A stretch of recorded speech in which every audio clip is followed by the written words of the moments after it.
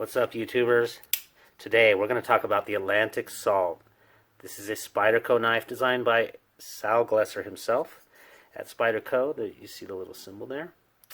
Boy, satin blades don't show up very well. It was made in Seki City, Japan, and I think there were some delays probably in production due to the things going on in the world, because this was actually ordered back in, early November when the reveal came out, and these are just now starting to arrive. So I think there should be some good general availability relatively soon, and I've seen it on a few sites as well. It is made with the LC200N steel, which is essentially, we'll call it entirely rust or corrosion resistant, but we won't call it proof. But it's very good and designed to be worked around water. Of course, it is a member of the Salt series, which includes, the Caribbean, which I'll be comparing that in just a second, as well as things like the Spidey Chef. Things are essentially designed to handle water and not really rust for you. So this I'll definitely be using camping and getting wet when I go fishing as well. It does have a blunt-tipped sheep's foot. It's available in either a serrated blade, which I wanted for cutting rope. I have enough other slicers out there and for use for food, but I wanted something that could cut rope in the serration, but it also does have just a straight edge as well.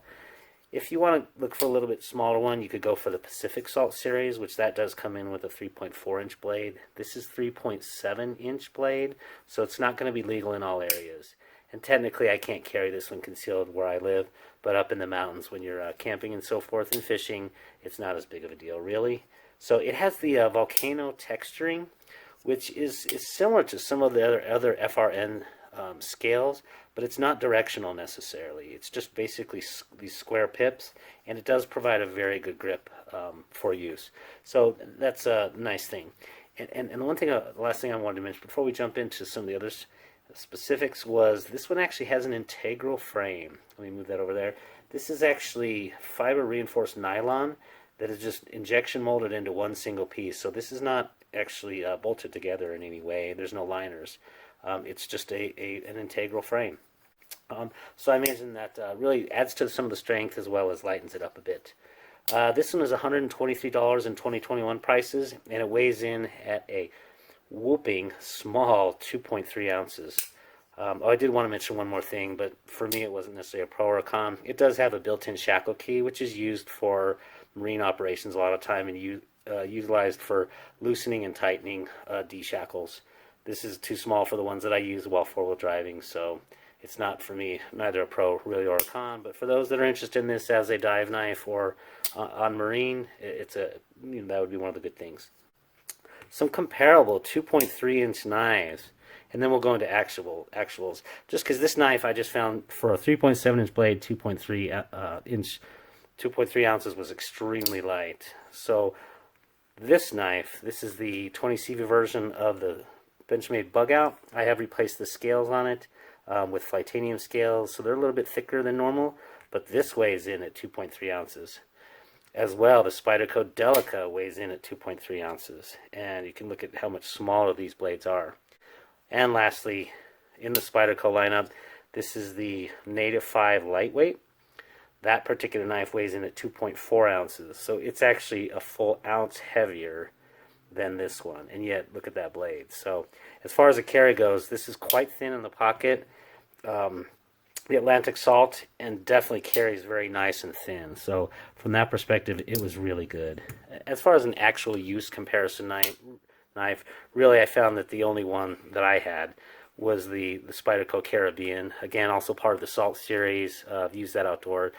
This one also is available in serrated or straight edge. I wanted the straight edge because I wanted to be able to cut food with it as well and use it as a slicer. But now I have my rope handling one. So let's get into the pros of this particular knife. It's available in serrated or not. So if you want to use this principally for fishing or boating, you got the serrated, or if you want it really for slicing and cooking, you can get the straight blade as well. It is very light, but extremely balanced. I'll try to see if I can balance that with one hand. So yeah, it's actually balanced right around that point where you'd want it to be, and I was quite surprised. I just thought it'd be blade heavy, and it was not blade heavy. So very impressed with that. It is obviously rust proof with all of the basically anywhere that there is steel, they have it completely coated well, and of course this pocket clip is also titanium. I did verify that. So you really do not have to worry about this. This is a great one just to throw in a tackle box. You're good to go. Or throw in a pocket, throw in a wet boat, whatever you got. That's a great thing. As you can tell, it obviously supports one-handed operation pretty well. Haven't tried this in a glove, but I have no reason to believe that it would be problematic. It does have a nice buoy dent as well, so it's really soft on your thumb for releasing that lock, for the lock back. So really like that. It's very thin, but not wimpy steel. This is not, I didn't measure, it's probably, I don't know, 0.10-ish. But it definitely slices well when you go into the straight motion, of course. With the serration, this is not going to be a good cutter for things like boxing, or for boxes rather, not boxing. So it definitely is thin, but not super wimpy. You can see that it does not get super thin at the tip. So this is going to be able to handle a fair bit of, kind of beaten on. And actually, one of the things I did want to test with this integral handle is I did a lot of turn cutting to see if I could kind of mangle or loosen this thing in this integral handle. And though I did knock it a little bit off of center, it actually came perfectly centered, and I kind of moved that off a little bit myself, just with some of my pretty hard mangling on it. And let me go ahead and show I wanted to show one of the reasons that I also wanted this one with the serrated blades is, of course, it is a flat grind for the primary grind, but then it does come down to the serrations are going to principally always be chiseled. And so I wanted to use this also as a nice rope cutter. So this is my little rope cutter simulation where I have a t-shirt, and I just basically slap it in there. And you can just basically clasp that thing, and it'll cut your rope nicely. So very safe. Your hands don't have to be in there. I really like that part of it as well. One of the positives. And then really, I think for me, having wrenched on this today, the integral handle, I don't have to worry about things coming apart, screws coming out. Is a screw going in straight into plastic, or is it going into basically an embedded receiving bolt or nut on the other side? And it doesn't have that problem. So in that sense, that's one of the great sides of this being an integral handle made out of the FRN, is I really have no problems and worries about the handle strength of this particular one. On to the cons. Again, I talked about it already. It's a 3.7-inch blade. It's going to be illegal in a lot of areas that it otherwise would not be. They could have made this under 3.5, I think, and sized it properly, and still had that nice front choil. I just, that extra space, who knows? Maybe the thought was trying to get in underneath a seat belt, so that it would fit that. I'm not entirely sure.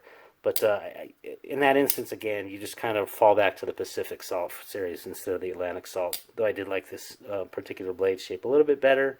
As far as the integral handle goes, it might make maintenance a little bit tricky. I don't even know if there's washers in there or if it's just straight on the plastic, the blade.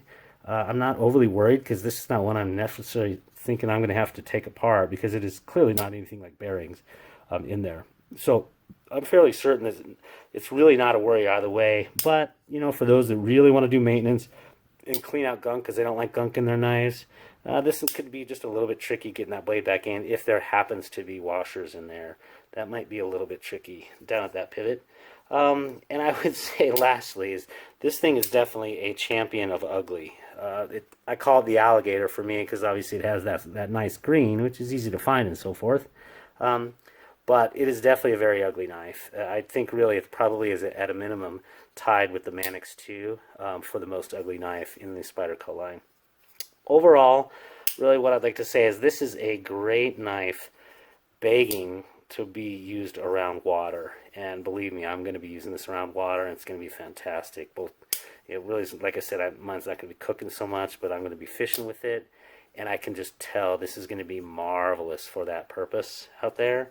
It is not necessarily an EDC champ, again, because the length is exceptionally long. It's just, and it's really, really ugly. It's not necessarily one of those that I would see for breaking down boxes. Definitely not good for breaking down boxes, this particular model with the serration. But otherwise, I think it's going to be a fantastic knife designed for the purpose of working around water and specifically salt water. So, hope you did enjoy this. If you did, go ahead and like and subscribe, and have yourself a great day. Take care now. Bye.